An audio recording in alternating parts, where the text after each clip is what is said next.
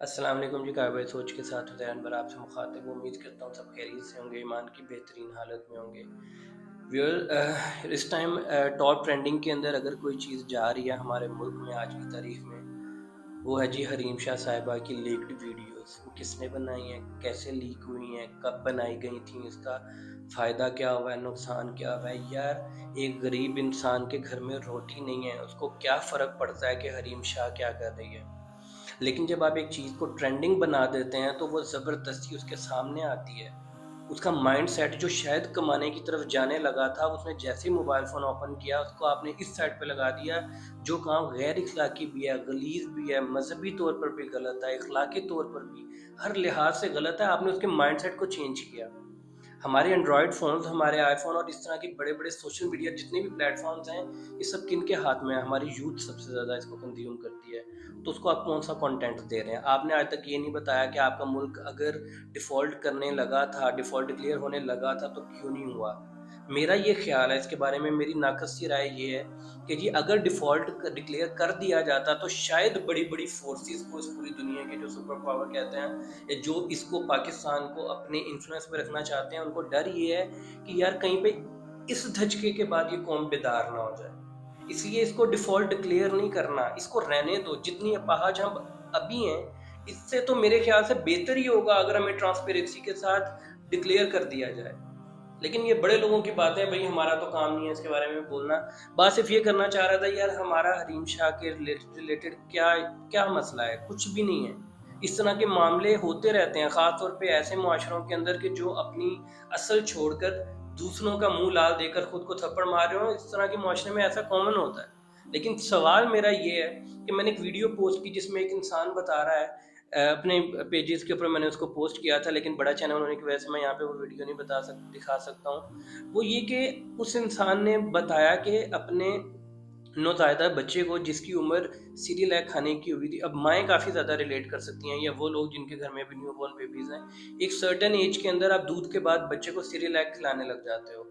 उसका खर्चा होता है लेकिन कंपैरेटिवली कम होता है दूध की निस्बत। दूध का डब्बे की तो अभी मैं बात ही नहीं कर रहा ना, कि दूध कितने में पिलाना पड़ता है। उस बेचारे ने पता नहीं कैसे वो वक़्त गुज़ार लिया। अब सीरियलैक की बारी आई तो उसका कहना ये है कि जी बच्चा एक दिन में 2 पैकेट खा जाता है, जो कि ₹80 के आते हैं।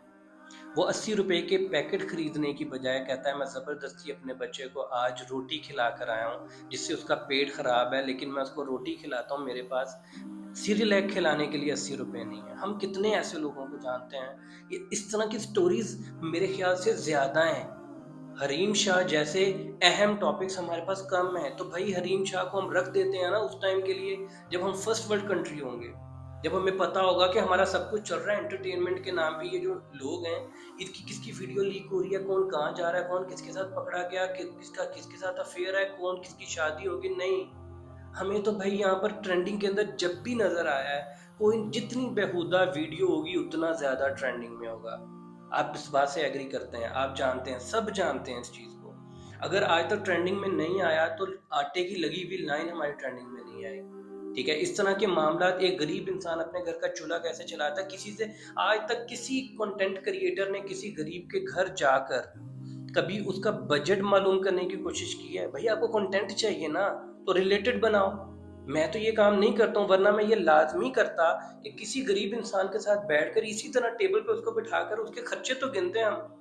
मैं अक्सर कहा करता हूँ, जिस तरह हम सुनते हैं अपनी इस्लामिक तारीख के अंदर कि कौन सी जंग के अंदर मुसलमानों की फरिश्तों के ज़रिए अल्लाह ताला ने मदद की।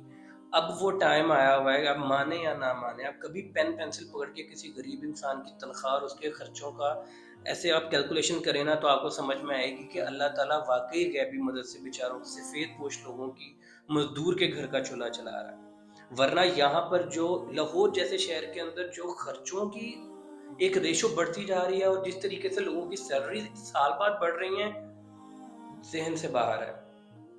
तो चाइना ने एक वीडियो ऐप, एक मिसाल है, चाइना ने एक ऐप बनाई, ठीक है, जिसका नाम है जी टिकटॉक, ठीक है। अब कैसी बात है कि हमारे पास टिकटॉक एक ही है, आपने वो ओपन करना है, आपने जाना है जनाब ट्रेंडिंग के अंदर क्या चल रहा है राइट नाउ। आपको मिलता है जी डांस वीडियोस, आपको वल्गर वल्गर वीडियोस, किसी की शादी के ऊपर बनाई हुई वीडियो वायरल होगी, किसी जितना फॉश कंटेंट होगा उतना वो ज़्यादा ट्रेंडिंग के अंदर जा रहा होगा, ठीक है जी।